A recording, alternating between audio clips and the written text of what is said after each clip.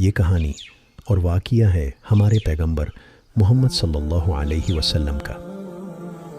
پیغمبر محمد صلی اللہ علیہ وسلم جو کہ شانتی اور صبر کی مثال ہے۔ آپ کا جنم 12 ربیع الاول کو مکہ عرب میں ہوا تھا۔ آپ صلی اللہ علیہ وسلم کی والدہ حضرت امینہ جاہرہ پریوار کے وہاب ابن عبد مناف کی بیٹی تھیں۔ آپ کے پتا عبداللہ عبد المطالب کے بیٹے تھے۔ آپ کے پوروجوں کا پتہ پیغمبر ابراہیم علیہ السلام کے بیٹے اسماعیل کے کلین گھرانے سے لگایا جا سکتا ہے۔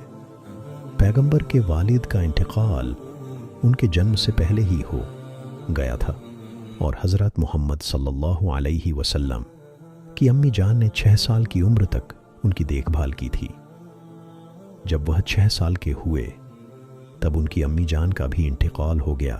آپ کے دادا عبد المطالب اکثر آپ کی دیکھ بھال کرتے تھے، لیکن اگلے 2 سالوں میں آپ کے دادا جان کا بھی انتقال ہو گیا، اور اپنی مرتیو سے پہلے انہوں نے آپ حضور کو اپنے چاچا ابو طالب کا پربھاری بنا دیا۔ پیغمبر محمد صلی اللہ علیہ وسلم ایک آگیاکاری لڑکے کے روپ میں بڑے ہوئے۔ جب وہ 12 سال کے تھے تو وہ اپنے چاچا ابو طالب کے ساتھ بصرہ کے سفر پر گئے۔ انہوں نے ریگستان میں کئی مہینوں تک سفر کیا۔ جب انہوں نے آپ محمد صلی اللہ علیہ وسلم کو فقیر سے ملوایا تو بحیرہ بہت خوش ہوئے۔ پھر اس نے ابو طالب سے کہا، اس لڑکے کو لے کر لوٹ آؤ اور یہودیوں کی نفرت سے ان کی رکشا کرو۔ ایک شاندار مستقبل آپ کے بھتیجے کا انتظار کر رہا ہے۔ ابو طالب کو ٹھیک سے سمجھ نہیں آیا کہ فقیر کا کیا مطلب تھا۔ ان کا بھتیجا ایک سمنائے بچہ تھا۔ انہوں نے فقیر کو شکریہ ادا کیا اور مکہ لوٹ آئے۔ اس سفر کے بعد کافی وقت تک اس نوجوان پیغمبر کے زندگی میں کچھ خاص نہیں ہوا، لیکن سبھی لوگ اس بات سے سہمت تھے کہ ان کے پاس مہان گیان، سیکھ دینے کی صلاحیت اور راہ دکھانے کی صلاحیت تھی جو مکہ کے لوگوں میں نہ تھی۔ ان کے اچھے برتاؤ اور عقل مندی کے کارن انہیں سبھی نے اتنا پسند کیا کہ انہیں الامین کا لقب ملا، جس کا مطلب یہ ہے کہ وفادار۔ ہر دوسرے بچے کی طرح آپ کو بھی اپنے پریوار کے کام کرانے پڑتے تھے۔ ان کے چاچا نے اپنی مال اور سمپتی کھو دیے تھے، اور پیغمبر محمد صلی اللہ علیہ وسلم نے ان کے بھید بکریوں کے دیکھ بھال کر کے ان کی مدد کی تھی۔ پیغمبر محمد صلی اللہ علیہ وسلم شانتی پسند زیادہ تر اکیلے زندگی جیتے تھے۔ جب آپ نے مکہ کے لوگوں کے بیچ اچانک خونی جھگڑے ہوتے دیکھے تو وہ بہت غمگین ہوئے۔ لوگوں کو قانون کی پرواہ نہیں تھی۔ جب پیغمبر نے دوسرے لوگوں کا دکھ دیکھا تو ان کا دل دکھی ہو گیا، اور اس دوران مکہ میں ایسے نظارے روزانہ ہوتے تھے۔ جب آپ حضور 25 سال کے تھے تو انہوں نے ایک بار پھر سیریا کے سفر کو انجام دیا، اور یہیں پر آپ کو اپنے پیار سے ملاقات ہوئی۔ حضرت خدیجہ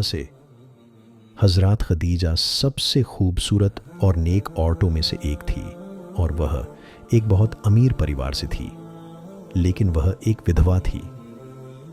ودھوا ہونے کے باوجود سماج کے کئی دھنی اور پرتشٹھت پروشوں نے ان سے شادی کے لیے ہاتھ مانگا، لیکن انہوں نے ان سبھی کو اسویکار کر دیا کیونکہ وہ دوبارہ شادی کرنے کی اچھا کھو چکی تھی۔ یہ کیول تب تک تھا جب تک پیغمبر محمد صلی اللہ علیہ وسلم نے ان کے جیون میں نہیں آئے دے۔ حضرت خدیجہ کسی ایماندار ویکتی کی تلاش میں تھی جو ان کے لیے ویوسائے سنچالت کر سکے۔ تبھی ان کا پریچے پیغمبر سے ہوا۔ انہیں پتا چلا کہ بھلے ہی وہ ایک اناتھ اور غریب تھے، پھر بھی وہ ایک کلین گھرانے سے آئے تھے۔ یہ ویکتی بے داغ نیتک چرتر والا تھی، اور ویاپک روپ سے سب سے ایماندار ویکتی کے روپ میں جانے جاتے تھے۔ پیغمبر نے جلد ہی ان کے لیے کام کرنا شروع کر دیا اور اپنی پہلی ویاپارک یاترا کے لیے نکل پڑے۔ اس کے بعد ایک نوکر بھی گیا۔ ان کے واپس آنے کے بعد انہوں نے اپنے نوکر سے پیغمبر کے آچرن کے بارے میں پوچھا۔ نوکر نے اپنی رپورٹ سے انہیں آشچریہ چکت کر دیا۔ نوکر نے کہا، यह युवक अब तक मैंने देखा सबसे दयालु है। उन्होंने मेरे साथ कभी भी उतना कठोर व्यवहार नहीं किया जितना कई अन्य लोग करते हैं। और जब हम चिलचिलाती धूप के तहत रेगिस्तान में यात्रा कर रहे थे तो हमेशा एक बादल हमारा पीछा कर रहा था जो हमें छाया प्रदान कर रहा था। इतना ही नहीं, यह नया कर्मचारी एक बहुत अच्छा बिजनेसमैन भी साबित हुआ। सबसे पहले आपने वह माल बेच दिया जो हजरत खदीजा ने आप हुजूर को दिया था। फिर मुनाफे से आपने और माल खरीदा और यूज फिर से बेच दिया। इस प्रकार 2 गुना मुनाफा कमाया। हजरत खदीजा को पैगंबर से बहुत मोहब्बत हो गया। भले ही वह 15 साल चोटिल, फिर भी उम्मुल मोमिनीन ने मोहम्मद सल्लल्लाहु अलैहि वसल्लम से शादी करने का फैसला किया। अगले दिन हजरत खदीजा अपनी बहन को हजरत मोहम्मद सल्लल्लाहु अलैहि वसल्लम के पास भेजा। बहन ने आप हुजूर से पूछा, आपने अभी तक शादी क्यों नहीं की? टैब हुजूर ने जवाब दिया कि साधनों की कमी के वाज से। जब उसने अपनी बहन का जिक्र किया तो हुजूर हैरत से हंसने लगे। मैं उनसे शादी कैसे कर सकता हूं? उन्होंने शहर के सबसे महान लोगों को ठुकरा दिया है। वे मुझ गरीब बकरी चरने वाले से कहीं अधिक मालदार थे। लेकिन बहन ने जवाब दिया, तुम चिंता मत करो, मैं इसका ख्याल रखूंगी। कुछ ही समय बाद मोहम्मद सल्लल्लाहु अलैहि वसल्लम ने उम्मुल मोमिनीन हजरत खदीजा से शादी कर ली। यह संपूर्ण मानव तारीख में सबसे प्यारी, खुशगवार और मुकद्दस शादियों में से एक की शुरुआत थी। इस निकाह ने उन्हें एक औरत का प्यार भरा दिल दिया जिसने उन्हें हमेशा तसल्ली दी और उनके अंदर उम्मीद की टिमटिमाती लौ को जिंदा रखा। जब कोई भी आदमी आप पर भरोसा नहीं करता था। उसके बाद कई साल तक नबी ने मालदार जिंदगी गुजारी। जब पैगंबर 35 साल की उम्र को पहुंचे तो उन्होंने अपने फैसले से एक संगीन तनाज़ा तय कर लिया जिससे अरब को जंग के एक नए सिलसिले में धकेलने का खतरा था। ये काबा की तामीर नो का वक्त था। हर वो कबीला जो वहाँ जमा हुआ था हजर इसवद को बुलंद करने का एजाज़ चाहता था जो कि मुक़द्दस तरीन आसार है। हर कबीले के सरदार और मर्द आपस में लड़ते, इज्जत का दावी करते। तब एक बुजुर्ग ने मुदाखलत की और उसने लोगों से कहा, आप इस दरवाजे से दाखिल होने वाले पहले आदमी की बात सुनेंगे। लोगों ने इत्तिफाक किया और दरवाजे की तरफ देखते हुए सब्र से इंतज़ार किया। दरवाजे से दाखिल होने वाला पहला आदमी कोई और नहीं बल्कि हज़रत मोहम्मद थे। अस्सलाम अलैकुम अलामीन।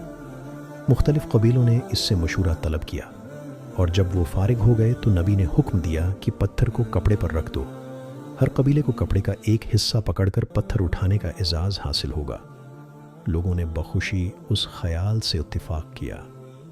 उस तरह पत्थर रख दिया गया और घर की तामीर नौ का काम बग़ैर किसी रुकावट के मुकम्मल हुआ। उसी दौरान में उस्मान बिन हवारिस मक्का पहुँचे।